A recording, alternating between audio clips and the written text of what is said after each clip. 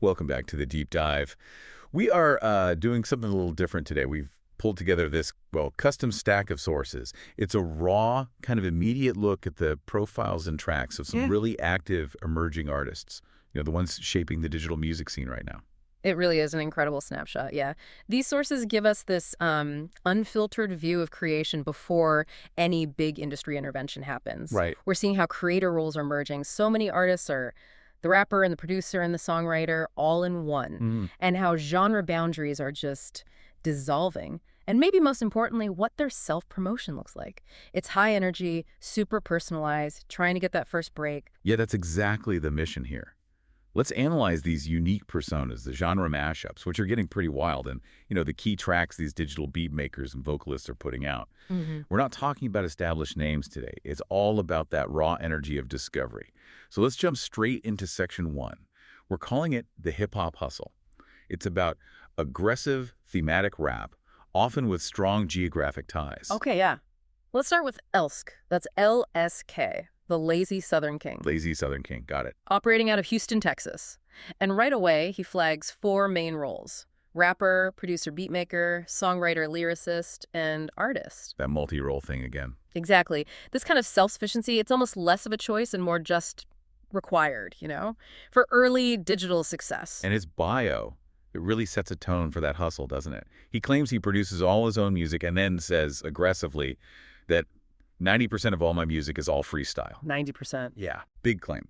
He's also using platform verification smartly, points out he's a blue check certified artist on Rap Fame, and tags everything, #RoyaltyRadio. Feels like he's staking out territory. It really is. And the themes in his tracks, it looks very strategic, like he's trying to capture different listener groups. You've got a political rap track, Corruption, at a mid-tempo 130 BPM. Okay. But right next to it are 2 hard gangster rap tracks. Before I Die, which is faster, 140 BPM, and then the slower, heavier All Eyes on Me at 88 BPM. Okay, I have to ask about mixing those, though. Political rap and gangster rap, especially with all those tags like #fire, #viral, heavy emojis.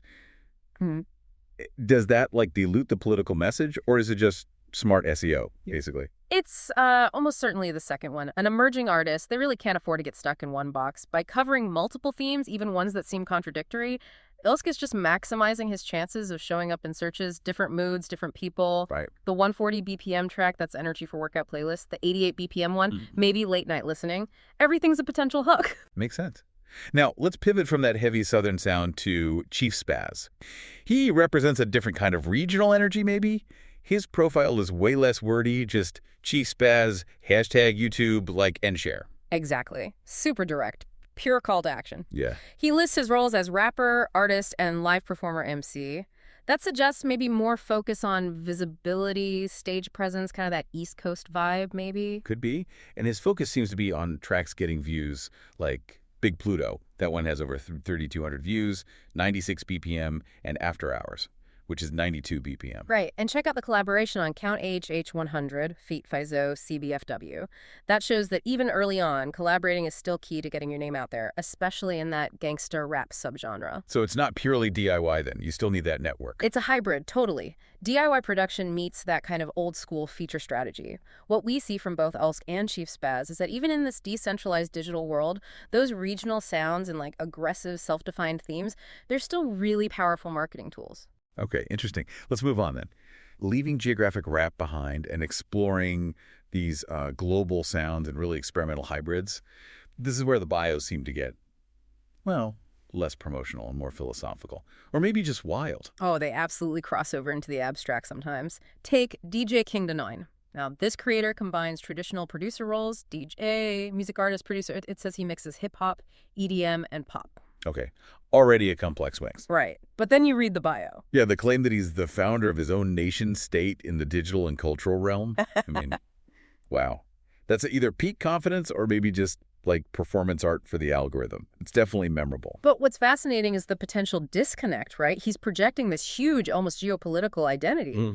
Yet his featured tracks fall under a pretty niche genre. Samples World music samples. Yeah. We're looking at Dark Nights at 75 BPM and Happy Life, Techie Anonymous music. Yeah. So the grand identity versus the niche instrumental output. It's interesting. Is that a risk, though, making a claim that big? Or is it just a way to make sure even a niche track has this unforgettable creator backstory attached. I think it's strategic noise. In a crowded feed, a bio like that makes you stop scrolling, right? Yeah, it does. You might click because of the whole nation state thing, but maybe you stay because the world music sample track is actually, good. This kind of fluid, almost made-up identity. It's only really possible on platforms where you control your whole persona. Right. Okay, contrasting that huge self-declared empire, we have Young Dreams 116. This artist seems much more focused on a specific global sound. Afro beats. Yes, exactly. His real name is Tumuking Godswill Ahamafula, and he's listed as artist and songwriter. And that focus comes through in the tracks. Totally. I've been on the road thinking nice use of emojis there. That's Afro Soul, 100 BPM. And then the faster Afro pop track, Say She Loved Me, at 133 BPM.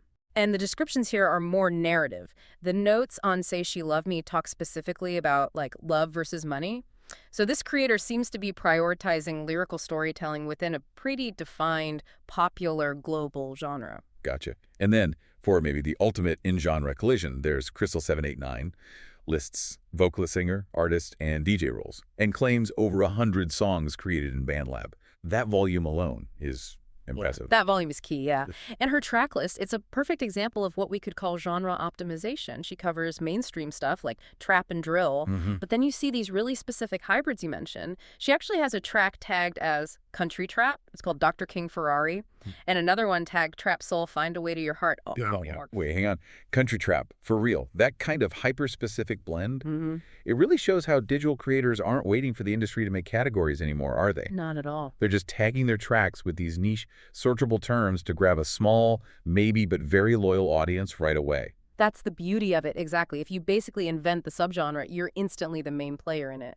The digital space rewards that specificity because it helps people find you. That leads us perfectly into our next section then. We've talked a lot about lyricists, vocalists, but that's only half the picture in digital music, right? No. The other half is that huge market for pure instrumentals. Let's shift focus to the producers, the beat makers, and the big aesthetic right now, lo-fi. Yeah, it's a huge shift, but totally essential.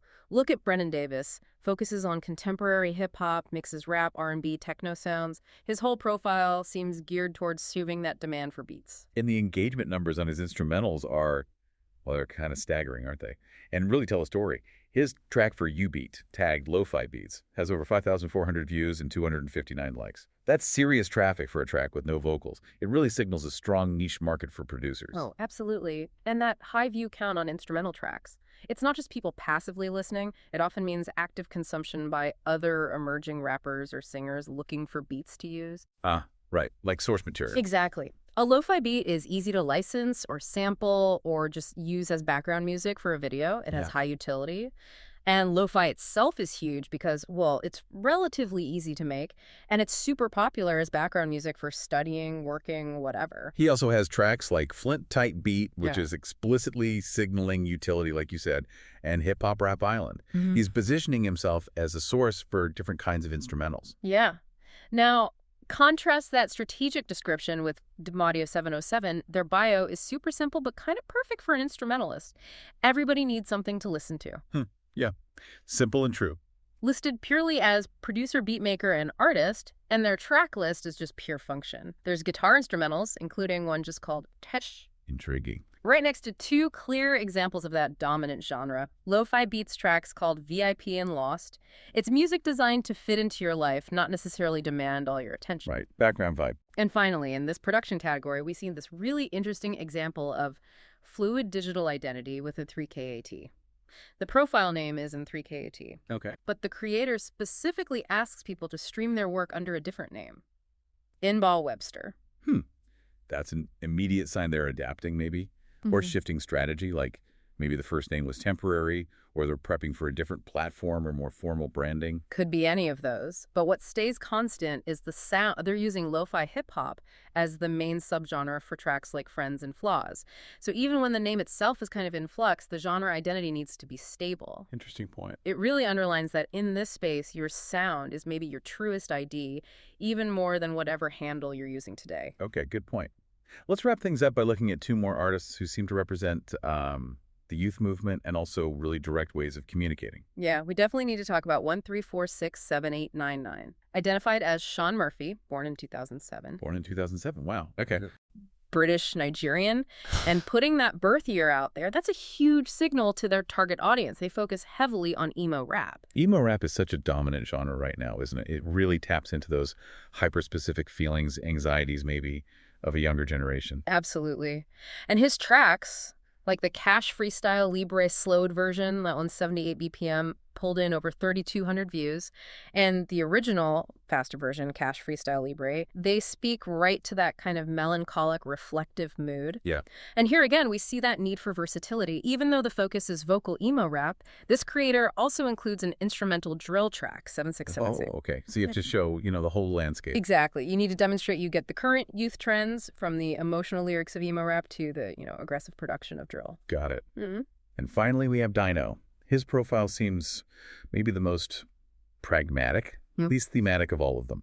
This artist is a rapper and producer beatmaker and uses his bio mainly for, direct business. Yeah, it's the purest transactional approach we've seen. Forget the nation-state bio or the fancy genre tags.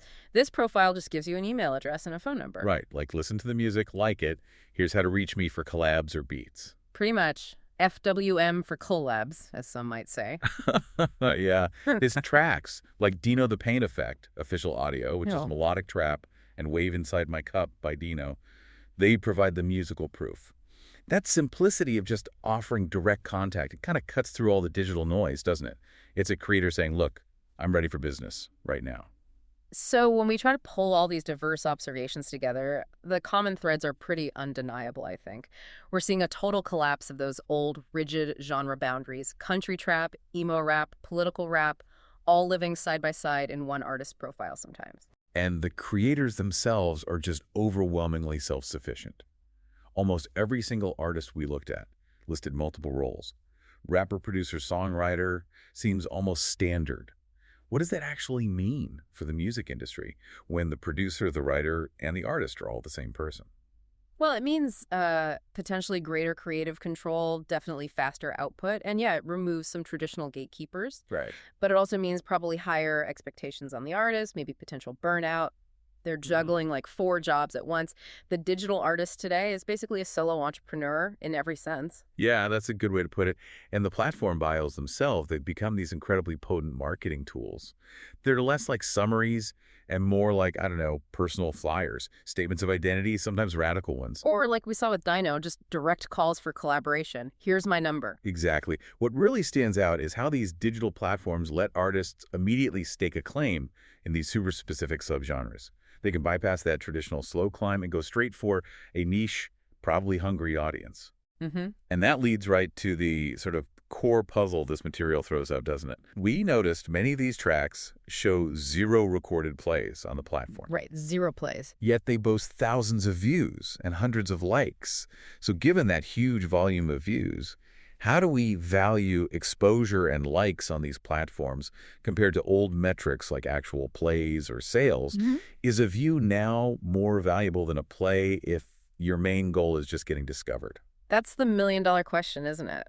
Which number really signals success for an artist whose goal is just to get found, get recognized?